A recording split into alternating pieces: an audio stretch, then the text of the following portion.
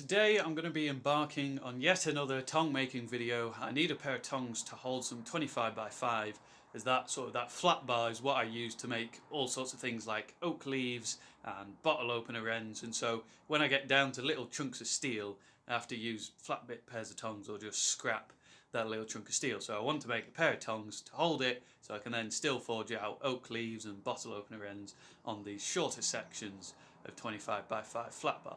I'm going to be making a pair of box jaw tongs to do this rather than flat bit tongs, as box jaw tongs can really hold the bar much more securely. So a pair of box jaw tongs has two different halves. So this is the first half, which is basically just a flat bit end on your tong. So I'm not going to show you how I've made this half, but I've done a video recently on making a pair of wolf jaw tongs, and you can see that they're basically the same. So you can have a look at that video if you want to know how I made this tong. So they are slightly different sizes. That's just because when I did the pair of wolf jaw tongs, I left, I think, an inch of material coming on the anvil for that first isolation to create the material for the jaw, whereas with this one I did 1.5 inches. So it's just a little bit longer, and you can see a little bit wider. It's just under 25mm wide, and that's because the bar that I want this pair of tongs to hold is 25mm wide. So this one is just under. So the other half that we have to make is the box half, and that essentially looks the same here, but it then has two little tabs that come around the sides to really lock that rectangular bar in there so it can't move side to side. You'll also notice that I've come here with a chisel and put a cross hatch in the actual jaws of this flat bit tong, and hopefully that's going to give us a bit more grip on the bar rather than just leaving this flat. To make the other half of this pair of tongs, the actual box half, I'm going to be using this piece of 16mm square bar. I've just cut a length so I can hold it in the hand nicely without having to use a pair of tongs. Also, I used this 16mm square bar to make this rein. That's what this is forged out of. However, I'm going to need a bit more material at the end of the bar so we have enough material for those little lips, which then we bend to create the box. So to do that, we're going to have to come here and upset this material so we end up with a bigger mass, a greater volume on the end of the bar before we start forging out the jaws and the boss and everything else. So let's get this hot, get it in the fire, and then we can begin to upset it.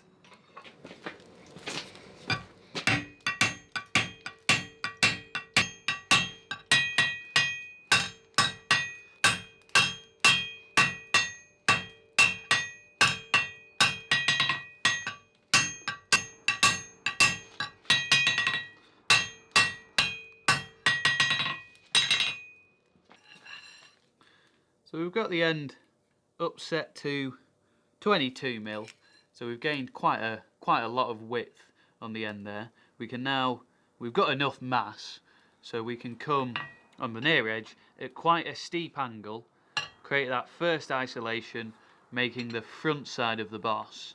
Then we'll come over the far edge, knock down another little isolation, so we then have a lump of material on the end, which is what we're going to use to spread either side with a cross peen to create the little lips. I was thinking about methods or ways of doing this, and another way that I was thinking of was cutting down the bar and then bending the two tabs out, which maybe is a better idea, I don't know. This way is we sort of move the material with the cross peen, whereas if we cut down, we're moving the material by making the cut and then bending our two tabs out. I don't really know which way is better. I'm going to do it with the cross peen, I think, to push the material to either side. So I'll take to this line here, which is at 1.5 inches, which is the same amount of material as I took for the flat bit tong.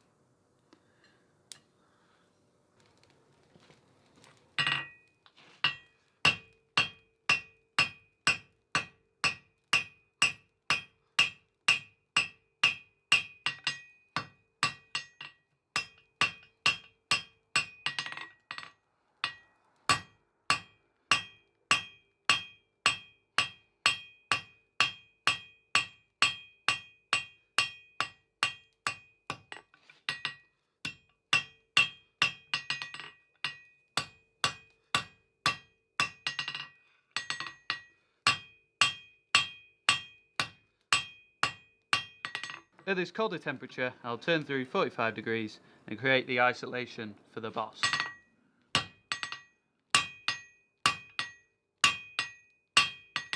I'll just mark it out so I can then take a new higher heat and really forge this material down thin.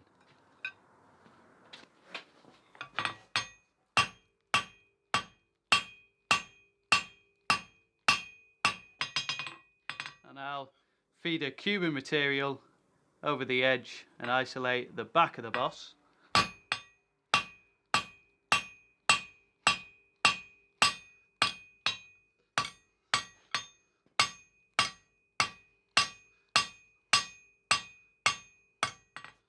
You'll notice how it's all still very chunky and really thick at the moment. We've just roughed it in. And I find that that's sort of the best thing to do, is to leave it nice and chunky and get all the areas roughed in, then go back and refine it all. I think the first thing that I'm going to do is get the boss set and then work on the jaw. So I've got a nice high heat and I've swapped out a bit of a lighter hammer so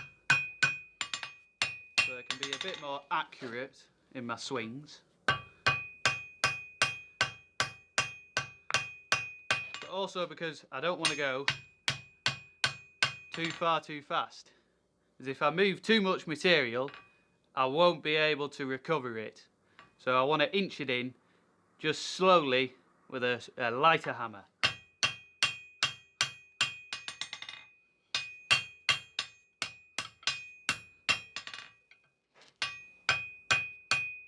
You'll also notice my angles. I'm always at an angle. I'm never sort of perpendicular to the anvil face. Even when I'm here, I'm slightly up, sort of 5 degrees. And that's to prevent cold shuts in these corners here, or cracks and folds which then form cracks as your jaw will then fall off as your boss will break.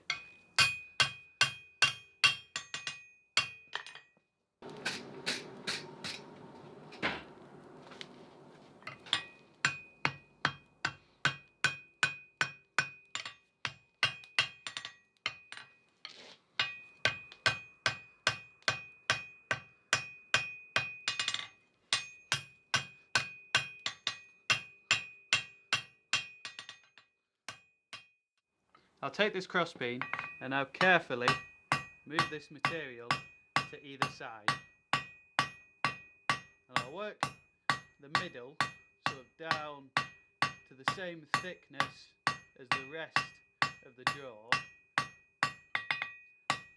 and then sort of bring the very edges out.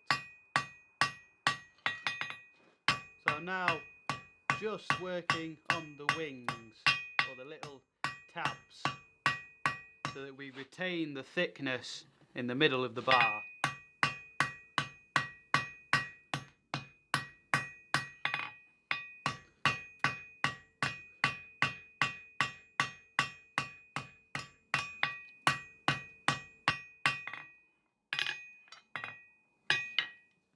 So I've got a little bit too far on this side. As you see, we've got a bit of a fold forming, so I'm going to have to get on there with a file or a rasp to clean that up. This side isn't too bad, we can get that over the far edge to clean it up, but I do just want to go in there with a file to get rid of that before we come over the far edge, as it'll just fold over.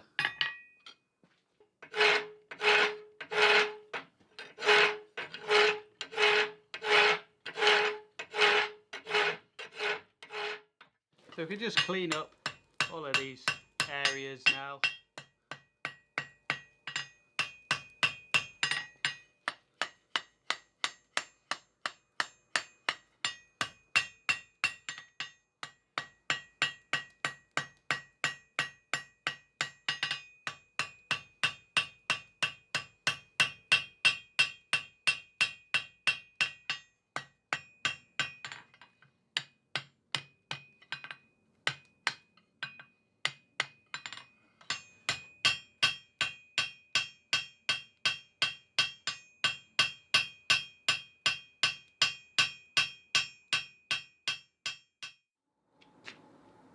I'll clamp this in the vise so we can bend our tabs over, or our wings over. And I'll do the final fit up when the tongs are riveted together. This is just getting the tabs into place.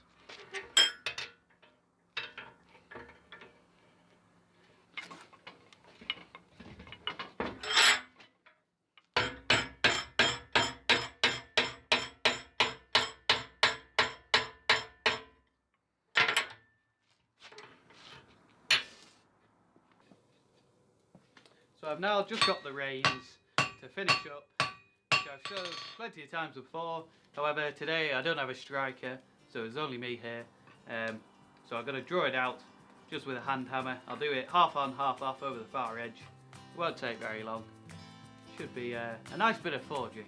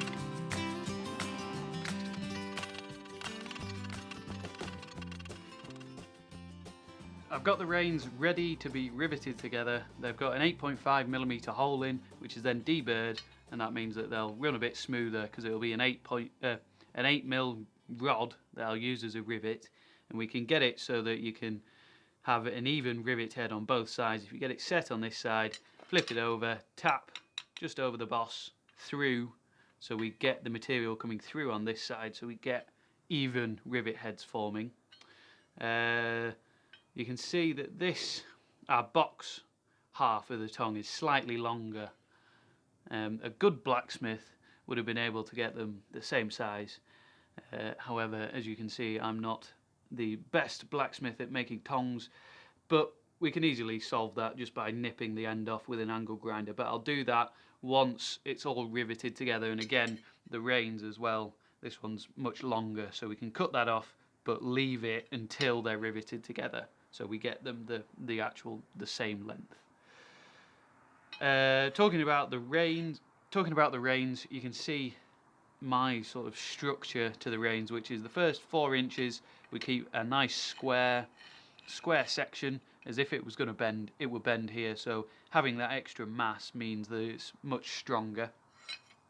We then gradually come down into an oval, so we draw this out square, octagon, round, and then knock down that side and that side, so we get an oval, which is going to be a really strong shape and a nice comfortable shape. So let's get these riveted together and then all finished up.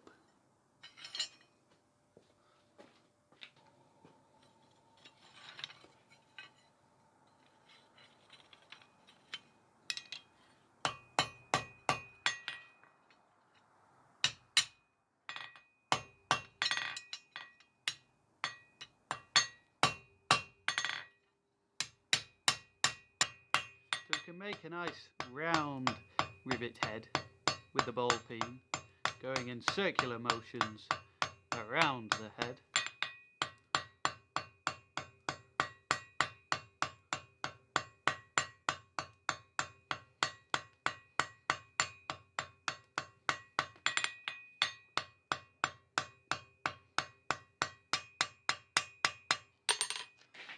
So the next thing to do is slide our 25x5 into there and then close our jaws up, so it's going to be a perfect fit when we have this piece of stock in the jaws.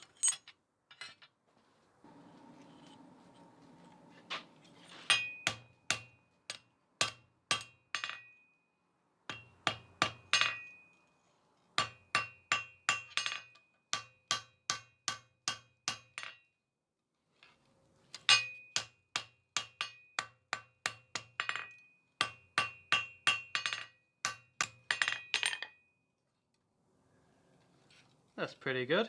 I'm happy with that.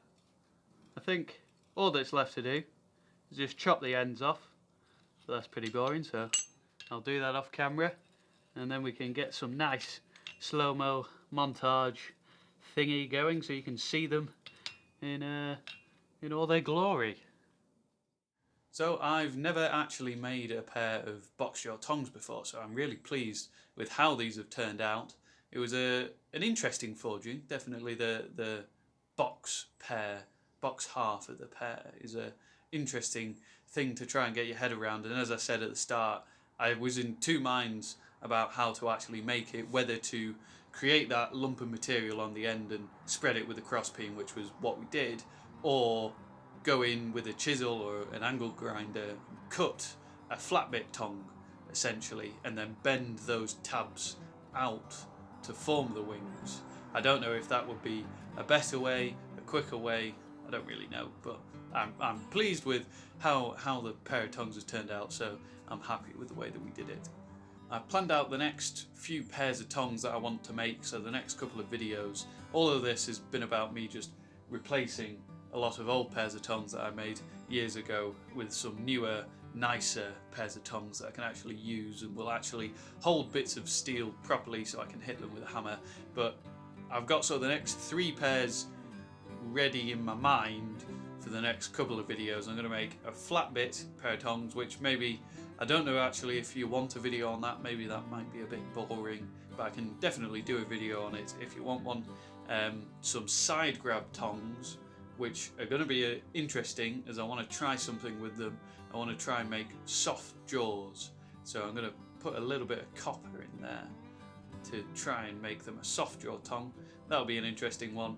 And then the third one is going to be hollow jaw tongs. They're a bit like bolt jaw tongs in that they hold round or square bar. I'm going to make them to hold a round bar, but I'll explain more about that on that video. This video is about box jaw tongs. These are a really useful pairs of tongs. You can, of course, have the box going all the way along the top half, or the pair with the box on. You can have it going all the way along the sides.